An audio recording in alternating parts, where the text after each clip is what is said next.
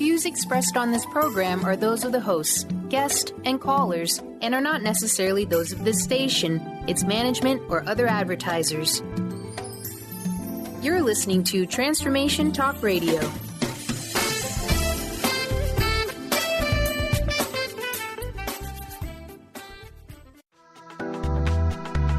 This show's audio was via a Skype call. Let's talk about your juicy love with me, Una Drake. We explore relationships, dating, sacred union, communication, conscious love, healthy boundaries, and much more. As a dating and relationship coach for over 5 years, with a background in shamanic healing and metaphysical work, I've helped men and women, young and old, from all walks of life. My mission is to increase peace, joy, and love on planet Earth. So listen in and stay juicy. All right. Good to be here. Thank you for joining me. I'm Una Drake, and today on Your Juicy Love, we're going to be talking about attachment style and how your fundamental attachment style can influence the types of relationships that you attract into your life. And whether you have a good chance of having a successful long-term relationship or whether there might be some things to work on. And also, we're going to be going into how who you should be looking for if you want to increase your odds of having a really successful, happy, long-term relationship. So, again, we're going to be talking about attachment style and dating.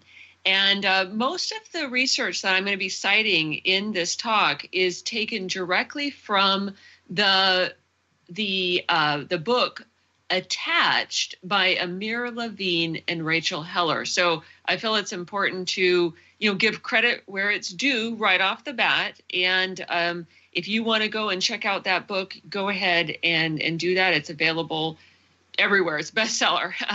Again, Attached by Amir Levine and Rachel Heller.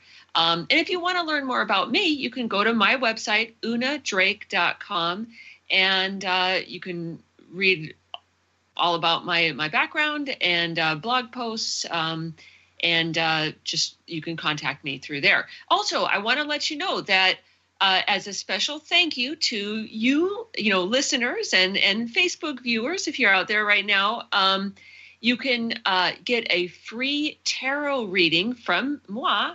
I'll give a free tarot reading to the first 10 people who email me at una@unadrake.com and just mention tarot or tarot reading in the subject line. I'd love to hear from you. Also, I welcome any and all questions that you have, comments, feedback.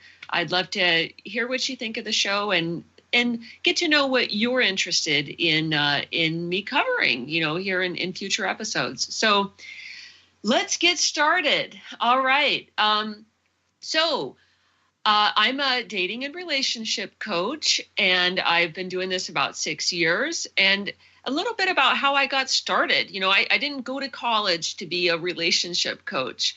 My bachelor's degree is actually in chemistry, but my background is that I was married for 12 years and became a single mom, went through a divorce, became a single mom in my mid-30s, and then started getting out there in the dating field and realizing that it was a lot harder than I thought it was going to be. It was certainly not like, dating in my teens or 20s or early 20s. It was a whole different world. And what I found is that that's actually not unusual for people who have been off the dating market for a long time and re-enter the dating market in their mid-30s or above. It's really a different game, and part of that has to do with attachment style, which is part of what we're going to be getting into in this talk. But my story does have a happy ending. After adjusting a little bit of my approach and my attitude and just keeping on going, I was able to find the love of my life, and we've been together for basically since 2011. So There is hope out there, and stay tuned, stay listening if you want to learn how you can do this too, because I will be covering mostly attachment style, but I'm also going to be talking about how you can apply the lessons and the kind of the information that we can get out of attachment style information, and how we can leverage that for you to find the relationship that you want, no matter what your age is. I've worked with clients as old as 75 years old and helped them get dates and help them find the relationship and the love that they really want in their life. So no matter how old you are, there's still hope out there. And let's get started. All right. So,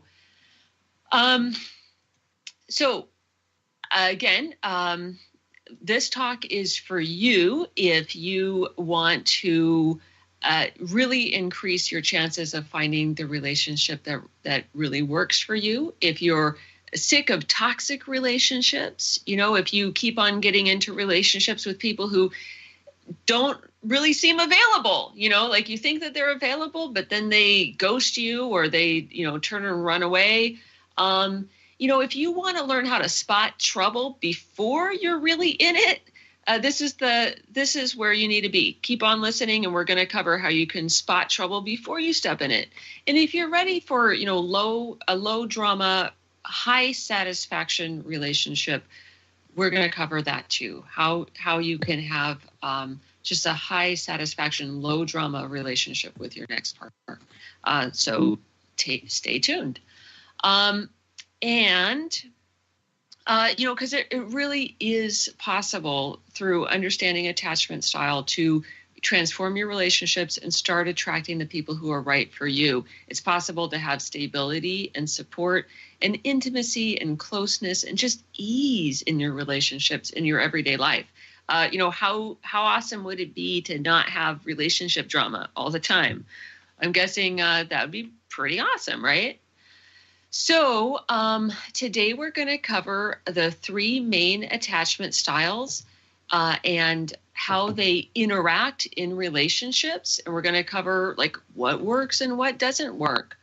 We're also going to get into dating market dynamics and how understanding attachment styles can help you date better. We're also going to get into how to tell what style someone has and determine if they're a good match for you before you get too involved. You don't want to be like totally in love with someone and then discover that their attachment style type is just not going to work with your attachment style type. That's really painful. So how awesome would it be if you could figure that out before you got too involved with them? And we're also going to cover how you can develop your own integrated dating plan so you can finally find real love. That would be awesome, right? So let's get into this.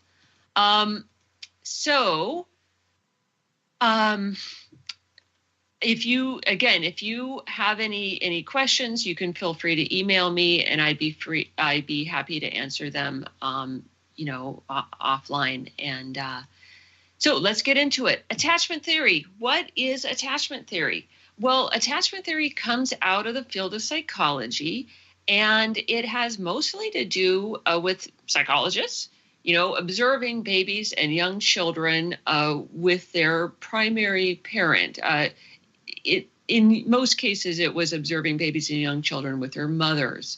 And they wanted to figure out, like, how did babies really bond with their parents, and what can we extrapolate from that? And what came out of these observations were that there are 3 main styles of attachment. There's secure, anxious, and avoidant. That's what we're going to call them for our purposes today. Secure attachment style, anxious attachment style, and avoidant attachment style. So, with and basically in these observations, the psychologist would observe a baby and young child together in what was called a strange situation test. And basically the parent and child would be together. the mom would leave for a short period of time, very short, and then come back. And the psychologist could observe this through a two-way mirror. And if when the mom came back, the child was comforted easily, this was called a secure attachment style. So, usually the baby was upset, the mom would comfort them. And for most babies, the mom was able to totally comfort the child, and it was a secure attachment. However, if the mom came back and the child was difficult to comfort, or if they seemed kind of angry, then this was called an anxious attachment style. And if the mom returned and the baby or young child was ignoring the mom or wouldn't look at the mom, or even like walked or crawled away from the mom, this was called an avoidant attachment style. And all right, I think we're actually going to skip this break. Normally we'd be going to a break right now, but we're going to skip this break because I want to get into why is attachment style even important? Why been talking about babies and moms. Why does that matter for romantic relationships? Well, this is where the work of Levine and Heller in their book Attached is so important. Here's a direct quote from the book. Adults show patterns of attachments to their romantic partners that are similar to the patterns of attachment of children with their parents. So you may be all grown up. You're an adult. You're living your life. However, for just about everybody, the type of relationship that you had with your parents or primary, caregivers, when you were a baby and a young child, those patterns are almost certainly affecting how you interact with romantic partners. So that's very interesting. And for some of us, maybe a little scary, but once we can understand this and understand how to apply this information, it can actually help you really enhance your romantic relationships. So let's look at this. Let's look at attachment styles in adult relationships. So people with a secure attachment style, let's look at them first. Because it's the largest percentage of the overall population. It's about 53% of the overall population have what's called a secure attachment style. That's good. And people with a secure attachment style are really comfortable with intimacy. They tend to be really warm and loving people. They also tend to have long-lasting, basically happy relationships. These are people who are really good at communicating their own needs. They're good at responding to their partner's needs. And in general, you could say they have high emotional intelligence. These are people who just kind of are naturally good at relationships. They tend to be even keel, low drama. They know how to diffuse tense situations because they really understand their partner and they can respond to the real underlying needs. Even if someone else, with a different attachment style might respond to the same situation with escalating towards drama, someone with a secure attachment style is going to say, hey, it's okay. Let's just calm this down. And they just tend to be good at relationships. All right, so that's a little bit about the secure attachment style. What about the anxious attachment style? So people with a baseline anxious attachment style, it tends to be about 20% of the overall population. Now, these are people who crave intimacy, and they tend to be preoccupied with their relationships. And at a basic level, they worry about their partner's ability to love them back, or they worry about their partner's ability to love them as much as they love their partner. So the kind of like a baseline belief of people with an anxious attachment style is that they're not going to get the love that they really want. And so obviously that can lead to some issues in relationships. So it also what's interesting to note is that even on a biological level, people with an anxious attachment style, they have what's called an activated nervous system. Like their nervous system is actually more alert to danger and more alert to changes in the environment than other styles. So that's really interesting, right? As a survival situation, it's good to have, you could think of like, cavemen or women in like prehistoric times. It was probably really good for any tribe or group of people to have some individuals who had this anxious attachment style or, were more alert to danger than others because they were able to, to notice little things and alert the tribe. But if you have an anxious attachment style and you're trying to figure out relationships in the modern day situation, it leads to a tendency toward drama in relationships, basically. People with an anxious attachment style tend to interpret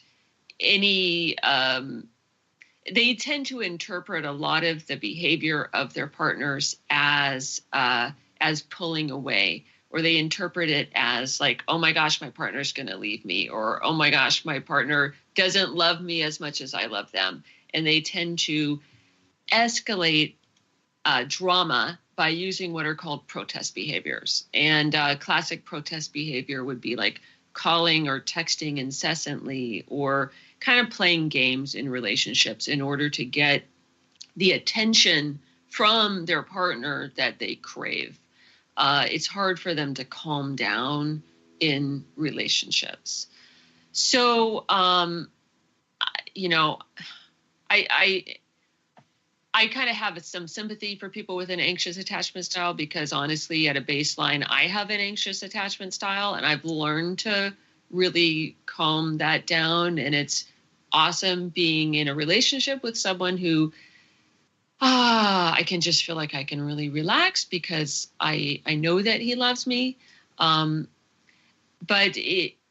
if someone with an anxious attachment style is in the wrong kind of relationship, it can just lead to a lot of drama and a lot of pain. So we're going to be going into a little bit of that later. But now let's cover people with an avoidant attachment style. So this is about 25% of the population. That's 1 in every 4 people has a baseline avoidant attachment style. People with an avoidant attachment style, they naturally just really value independence. That's probably like their highest value, is that they value their personal independence.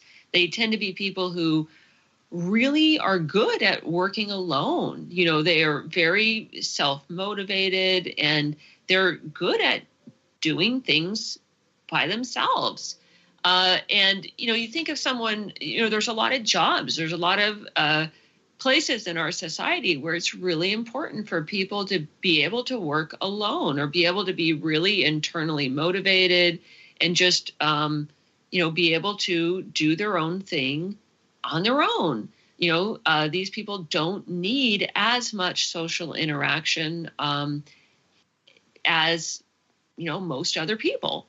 And the thing, though, is that people within a baseline avoidant attachment style, they tend to equate intimacy with a loss of independence, and they value independence the highest. That's like what they're all about, is their own independence. So when they feel intimacy with someone else, they like at a inner level, they're afraid that they're losing their independence by becoming intimate with a partner. So, but they're still human. So they're, humans are social creatures, and everybody does need some sort of intimacy and closeness with, our fellow human beings. So people, even with an avoidant attachment style, part of them really needs and wants to bond with other people. They want, intimacy and a romantic, partnership, but they have this conflict within them because at some deep level, part of them equates intimacy with a loss of independence. So this leads to some pulling back from relationships and, for them becoming scared in relationships and just they have trouble with relationships. So we'll say that. So they tend to kind of dismiss their partner's needs, partly because they're not comfortable with their own emotional needs. And so they can, want to discount emotion. They can be inconsistent in their communication with a partner. And many of them just are not interested in commitment. They're not interested in a long-term relationship. So it makes them really well suited for jobs and in lifestyles where there's a lot of travel, a lot of independent work, that kind of thing. There's nothing wrong with it inherently, but it can make, long-term committed relationships more difficult. So let's, the next thing we're going to get into is attachment style pairings. So, we've gone into the three basic attachment styles, secure, anxious, and avoidant. And we've talked a little bit about what each of them is like, in adulthood and in adult relationships. So how do they work when they get together? Well, the research shows that any partnership that involves at least one secure partner, like where at least one of the partners has a baseline secure attachment style, any relationship that has at least one secure partner has a decent chance of being, of working out long term, of, again, people with a secure attachment style, like I was saying a few minutes ago, and people with a secure attachment style tend to be able to form long-term, basically happy relationships. And so that's even if the secure partner has an anxious partner, they tend to mitigate the anxiety that the anxious partner feels. Or if the secure partner has an avoidant partner, so it's a secure avoidant pairing, then the secure partner can tend to mitigate, when the avoidant wants to pull away, instead of freaking out, the secure partner is secure with it. They're okay. And they can mitigate the, you could say kind of some of the negative characteristics of both anxious and avoidant partners. Now, you want to use a little caution if you have like a person with an anxious attachment style and an anxious attachment style. It does, sometimes those relationships are able to be successful and, long-lived, but you want to use some caution because many times, like an anxious pairing, you would need more communication than in a typical relationship.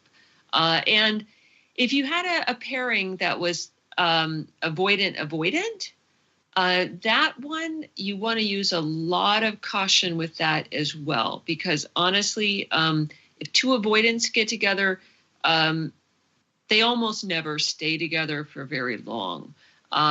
It's almost always short-lived because there's no glue for that relationship. Both people kind of fundamentally want to leave relationships relatively quickly. So avoidant, you can try it, but it's probably not going to last very long. Now, the relationship pairing that you really want to be careful of is the anxious avoidant pairing. Because when an anxious person with a baseline anxious attachment style gets together with someone with a baseline avoidant attachment style, it tends to be long-lived, unfortunately, but very unhappy. These people both, these attachment styles fulfill in each other each of their kind of worst fears about relationships. And it tends to be really like a roller coaster type relationship. And it leads to a lot of pain and a lot of drama because the anxious partner always wants more closeness and the avoidant partner feels smothered and they want to get away. And it can be very difficult for them once they're in a pairing, an anxious avoidant pairing. It can be very difficult for them to see the dynamics clearly and for them to break out of it. And so anxious avoidant pairings do tend to be long-lived, but instead of being, basically happy and, positive, like a pairing with at least one secure partner, the anxious avoidant pairing does tend to be long-lived, but it also tends to be unhappy. So just to recap, the possible attachment style pairings are secure, anxious, secure, avoidant. Any of those, any pairing that involves at least one secure partner is basically A-OK, good to go.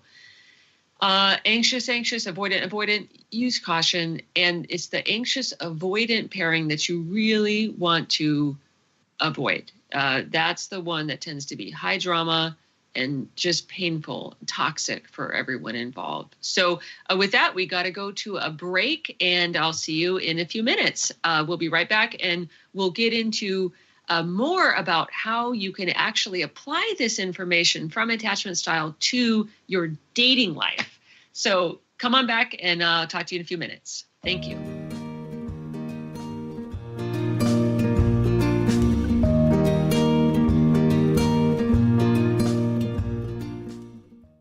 Introducing the Lucid Planet, a digital gathering place featuring cutting-edge, high-vibrational content that will empower and inspire you to become the greatest version of yourself. Visit the Lucid Planet today to stimulate your mind, body, and soul as you connect with a global community of like-minded people. The Lucid Planet is edited by renowned psychologist and author Dr. Kelly Neff, who is here to help you cope with anxiety, connect to your higher purpose, uncover your true passions, and live your dreams. Dr. Kelly's fresh, compassionate perspective emphasizes growth, transformation, healing, and thriving. Even in the face of adversity, say goodbye to bad news and low vibrational media for good and become part of the larger collective of people working together to navigate the global shift of consciousness and transform the world from within. Join the planet, the Lucid Planet. Visit thelucidplanet.com. Welcome home. On the cutting edge of the new mainstream, Christine Upchurch is passionate about bringing together science, psychology, and spirituality in a way that can be applied to our everyday lives for true transformation. The Christine Upchurch Show, stellar conversations to illuminate your journey, engages some of the most outstanding visionaries on the planet in lively dialogue to inspire you to become that bright light you're meant to be. Join Christine every Friday at 11 a.m. Pacific Time on KKNW, AM 1150, and Transformation Talk Radio. Healing has a ripple effect. One person's healing affects everyone around them. This is where the power of sharing our stories can be so important. Tune in to Playing on the Edge Radio with Megan Edge each month on Transformation Talk Radio, as Megan provides you with ways of sustaining radical and powerful changes in your life. Enact the power of radical change. To find out more about Megan Edge, visit her website at meganedge.ca. Conscious Confidence Radio, a timeless wisdom with Sarah Main. Tune in each month on Transformation Talk Radio and join Sarah on an adventurous journey to the deeper level of meaning to move beyond today's world of constant change, confusion, and uncertainty beyond the shadow of fear. This hit show explores key concepts such as confidence, values, and attitude in a dynamic way. To learn more about Sarah and her work, visit sarahmain.com. The Truth is Funny. Shift Happens with Colette Marie Steffen is excited to welcome Karen Benton as a monthly guest host. Tune in on the third Wednesday of each month at 8 a.m. Pacific Time to regain confidence and trust in your capacity to create change in your life, your health, your family, and your well-being. Karen Benton is a mother, nurse practitioner, certified body talk practitioner, Franklin Method instructor, and owner of Limitless Living LLC. For more information about Karen, visit KarenBenton.com.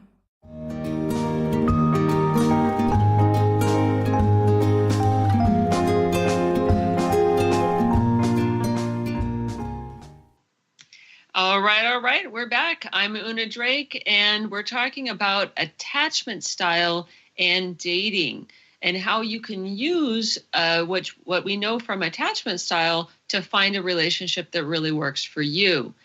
So in the first half of the show, we covered the three main attachment styles: secure, anxious, and avoidant. And we talked about how those different types show up in relationships. So in this half of the show, we're going to get into how that actually applies in the nitty-gritty to dating and the dating market in general, and how you can find a partner who's right for you. So just to recap, though, I'm Una Drake. I'm a dating coach, been a dating coach for over 6 years now. You can find out more about me on my website, unadrake.com. And also, just as a gift for you, my listeners and, Facebook Live audience, I'm offering a free mini tarot reading to the first 10 people who email me off of this show, una@unadrake.com. And if you just want to put tarot reading in the subject line, or just email me, let me know that you want a reading. I'm offering a free mini tarot reading to the first 10 people who email me. So go ahead and do that. I'd love to hear your thoughts and talk with you.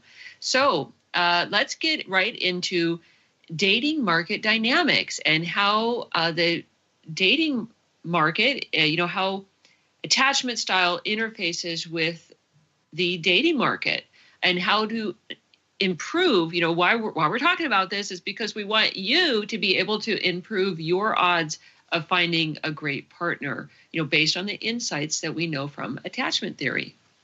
So, again, we covered this a little bit in the first part of our show today, but these people with a secure attachment style is about 53% of the overall population. People with an avoidant attachment style is about 25% of the population, and people with an anxious attachment style covers about 20% of the overall population. So in the general population of those people entering adulthood around age 19, 20 or so, the graph of the overall population looks like this. The big green secure this big green area of the graph is secure. And this orange area is avoidant. The purple area is anxious. So that looks great. Perfect. Yay. Because we like those secure attachment styles, assuming that, most people are wanting, a long-term, healthy, happy relationship. So, however, what we know is that people who have a baseline secure attachment style do tend to partner up. And so as time goes by, this is a quote from Jeb Kinnison, who's a researcher in this area. And he says, as time goes by and the secure are more likely to get into and stay in long-term relationships. So the proportions of the types seen in the dating pool change. The secure becomes scarce, and the avoidant become the most likely type you will encounter. So what does that mean for people entering the dating pool as, at midlife and beyond? Well, it means that the dating, especially for those at midlife and beyond, is fundamentally a different landscape than it was, say, maybe the last time you were on the dating market in your, teens and early 20s.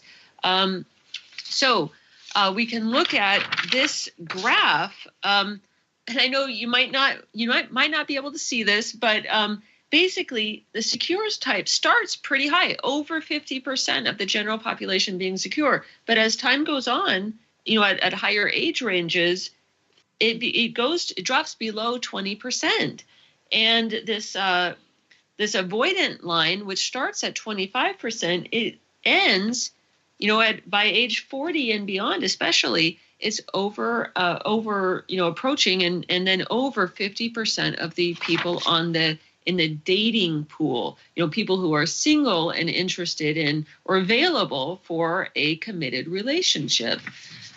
So that's a problem. So if you are on the dating market and you're thinking, wow, it's hard, it's hard to find someone who wants a committed relationship, or it's hard to find somebody who can show up in relationship the way that I would like them to. It's not just your imagination. It's because there really are, again, especially at 35, 40 and beyond, there really are fewer people with a baseline secure attachment style on the market. And there are many, many more avoidance in proportion in the dating pool, especially at midlife and beyond. So, here's the graph of the general dating pool. Again, this is not the general overall population, but people in the general dating pool at age 40 plus. And you can see over 50% of the people in the dating pool have an avoidant attachment style. And we know, again, I went into this earlier in the first half of our show today. People with an avoidant attachment style generally they're just not as good at relationships as people with a secure attachment style. And, in this graph, again, this is general dating pool, age 40 plus. People with a secure attachment style are under 20%. It's like 18%. And anxious has gone to 25%. But what we really want to pay attention to is this 55%, which is avoidant. All right. So you could say, why are there so many more avoidants on the dating market at age 40 plus? Well, avoidants do tend to end relationships more often and more quickly. So they just get out of relationships. I was just told that I should hold the diagrams higher. So I hope that's good. You can see this big wedge here, 55% is avoidant, and only 18% secure and 25% anxious. So, okay. Thank you. Thank you for letting me know that. So avoidants tend to end relationships more quickly and more often. Avoidants cheat more often than other styles. And avoidants who are divorced are more likely to get divorced again. Avoidants, again, they tend to suppress their emotions. Avoidants are not comfortable with emotions. This is one of the basic things that makes them not as comfortable in relationships and not as good at relationships as other styles. So they tend to suppress emotions, so they'll start dating again after a breakup sooner than other styles. And they tend to, of course, not form relationships with other avoidants, or if they do, they'll just break up very quickly in general. So if you know that you are an avoidant, or if you have some of these tendencies, I would really encourage you to, work with a coach or work with a therapist, or, you want to really work on becoming comfortable with your own emotions, and you want to be comfortable at understanding your emotions, accepting your emotions, and communicating your own needs and your own feelings, and being more comfortable with the emotions and needs of a partner. But if you know that you want, and this is for anybody, secure, anxious, or avoidant, if you know that you want a good long-term relationship, your best bet really is to find a partner who has a secure attachment style. And you want to avoid people with an avoidant attachment style, because that just has a much, much, much lower chance of actually working out. So how do you spot an avoidant?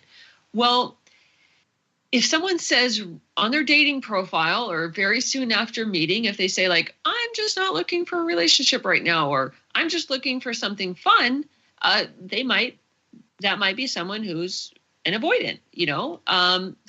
They're letting you know right off the bat, they're not looking for something serious.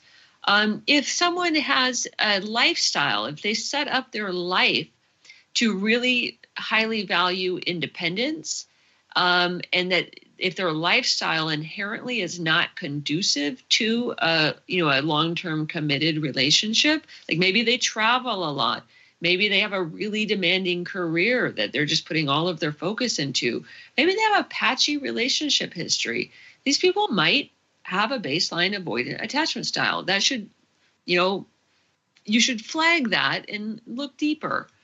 Before just getting into a relationship. Avoidants tend to send mixed signals in relationships. They tend to run hot and cold. So they might seem like really, really into you, but other times they can take, days or even weeks to, say, return a text or a phone call. They tend to be elusive and non-committal about making plans, and elusive and non-committal when asked direct questions. So these are all signs that someone that you're dealing with might be an avoidant. We actually have quite a bit of, I'm getting a notice that there's a break coming up, but we're going to skip this break because there really is a lot of material to cover, and I want to make sure that we have time to do that. If someone that you're starting to date, or that you're interested in, is starting to dismiss your emotions or dismiss your feelings, or say, if you're asking, hey, are we dating, or, are we exclusive? And they say, wow, don't be so demanding, or, you're a buzzkill, or why do we have to give this a label? That is a classic sign of someone with an avoidant attachment style. And that would be a red flag as far as, the prospects for a longer term committed relationship. Another way that avoidants hide, because many avoidants say that they want a committed long-term relationship, but that they put a lot of kind of conditions on how they want that relationship to be. A lot of baseline avoidants have very rigid views of relationships, and they can have uncompromising rules. So they might say it's my way or the highway, or, if I'm in a relationship, it has to work this way. And I'm sure at some level they do genuinely want a relationship, but, relationships have to encompass both partners. They have to allow for change and fluidity. They have to, if you're too rigid within a relationship, that's doesn't typically work out very well in the long term. Avoidants can also have unrealistically romantic or idealistic views of how relationships should be. So sometimes they idolize a relationship that they had in the past, and they'll tend to hold all their partners, all their current dates up to some idealized version of a past relationship. And this is really so that they can hold on to the idea of being in a relationship, but they don't have to actually deal with the real person in front of them. So it's basically kind of a mental cop-out. On a fundamental level, a lot of people with an avoidant attachment style are just afraid. They're afraid of getting close. They're afraid of their own emotions. They're afraid of their partner's emotions. And they're afraid of losing independence in a committed relationship. So let's just move on, and we'll look at how to spot an anxious style. If you've just started dating someone, you might know that they're an anxious attachment style if they tend to call or text a lot. Maybe they come on really, really strong, and they want to spend all their time with you. And maybe you're feeling, even if you have a secure attachment style, if you're feeling, wow, this person wants to see me a lot, or they want a lot of contact, you may be dealing with someone who has a baseline anxious attachment style, and they just need more reassurance, especially in the beginning of a relationship. They may really need more reassurance than someone with a different attachment style. And you need to decide whether that's something that you want to, do or not. Also, in relationships, people with an anxious attachment style can tend to kind of play games or manipulate. So if you feel like your partner's kind of keeping score, or, playing games in a relationship. That's a signal that they probably have an anxious attachment style. However, let's go into people with a secure attachment style. That's the kind that you really want to meet. People with a secure attachment style, they're really good at communicating their needs and wants. They tend to be consistent, reliable, stable. So they'll call when they say they're going to call. They're going to show up when they say they're going to show up. They are good at responding to texts. They make and keep plans. They're comfortable with intimacy. And they tend to be good at diffusing tension in a relationship. However, the downfall of people with a secure attachment style is that sometimes, especially people with like an anxious or avoidant attachment style, can sometimes feel that people with a secure attachment style are boring because they do keep things so even keel and not up and down in a relationship. So, however, if you know that you're someone with either an anxious attachment style or an avoidant attachment style, it's super important for you to find a secure partner if you want a long-term happy relationship. So even if you feel like someone's kind of boring at first, I'd challenge you, maybe give that person few more chances. Give them a few more chances than you might otherwise, because you might just be addicted to drama. You might be addicted to highs and lows in relationships because maybe that's all you've known. But it could be really good for you to find someone with a secure attachment style who's going to be even keel, low drama, and who can offer you the long-term security and commitment that you're really looking for. So we just have about 10 more minutes here. So where do we go to from here? So we've talked about what are the attachment styles? How do they show up in relationships? How can we recognize them in the beginning of a relationship? And we know that you want to find someone with a secure attachment style, especially if you know that you have an anxious or an avoidant attachment style. It's really critical that you find someone with a baseline secure attachment style to really have good prospects of having a long-term, healthy, happy relationship. So how do you find that secure partner that really meshes with you, especially if you are in the age group of 35 or 40 and above, when we know from statistics that there just aren't that many secure people on the market, on the dating market. So what do?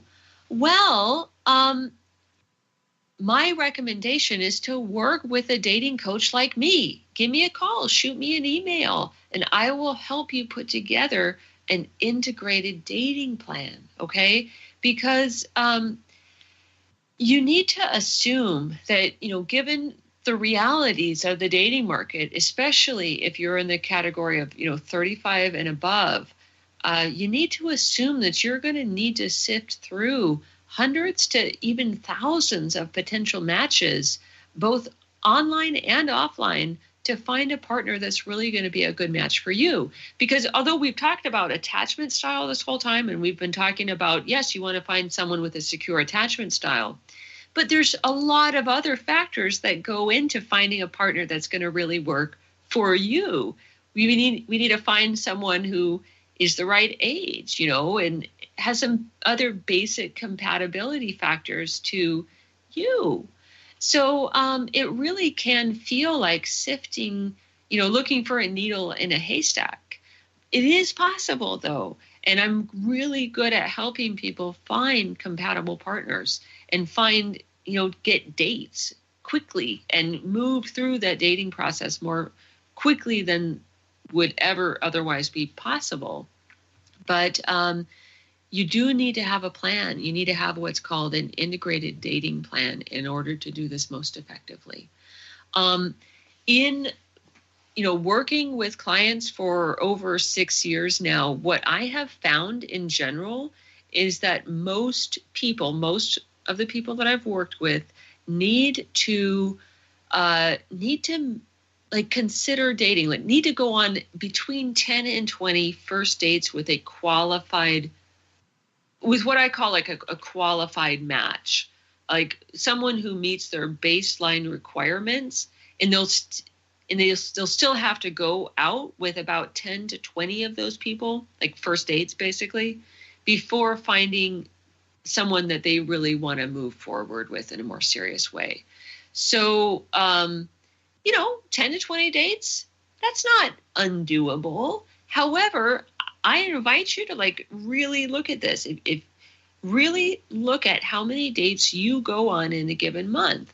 And, most people I talk to who don't have an integrated dating plan, they maybe go on 2 dates a month.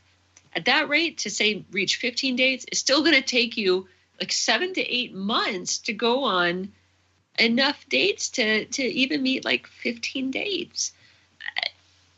This is a hard process because honestly, most people are not doing that. And most people give up before they meet enough people to like really give themselves a fair chance. So I encourage you to call me. Call me. I'll help you. We can have a relationship clarity session. I'll help you move through the first steps of putting together your own integrated dating plan and doing the things that will really move you forward towards a relationship that really, really works. Honestly, the first step, I have a 4-step process that I take people through in working with them to find a partner that really works for them. The first step is clarity. And before you even start going on dates, what you really want to do is really have a lot of clarity about what you're looking for. And certainly we've established, in this show, you want to find someone with a baseline secure attachment style. Almost everybody wants that. But there's a lot of other factors to consider as well. And so I can help you get a lot of clarity on what are the factors that you're actually looking for and what's really going to work for you. And then we can put that into a plan for focused and accelerated dating so that you can be very quickly and very effectively on your path to finding the right partner for you. And what I do recommend is that faster is better. So give me a call. Let's get your dating plan started. I'd love to work with you, and reach out. Email me at una@unadrake.com. And whether or not you're looking for a date or whether or not you might not be sure that you even want a partnership, but you can. The first 10 people can claim a free tarot reading from me. Email me, una@unadrake.com. I'd love to do a tarot reading for you, and I'd love to talk to you about how you can find the partner of your dreams. So again, go to my website, unadrake.com, unadrake.com. You can get all sorts of information there, and you can also email me right through my website, una@unadrake.com. Shoot me an email. I'd love to do a reading for you, and I'd love to talk to you about how we can get you into the relationship that really works and how we can find you the partner of your dreams. So thank you for listening. I look forward to hearing from you. Thank you very much. Take care. You've been listening to Your Juicy Love with me, Una Drake. Tune in each month as Dr. Pat and I co-host together, creating juicy conversations, and every second Monday at 12 p.m. on Transformation Talk Radio. I interview amazing guests, and you'll learn how to transform your relationships so you can stay juicy. To learn more about me or to listen to past shows, visit my website at unadrake.com.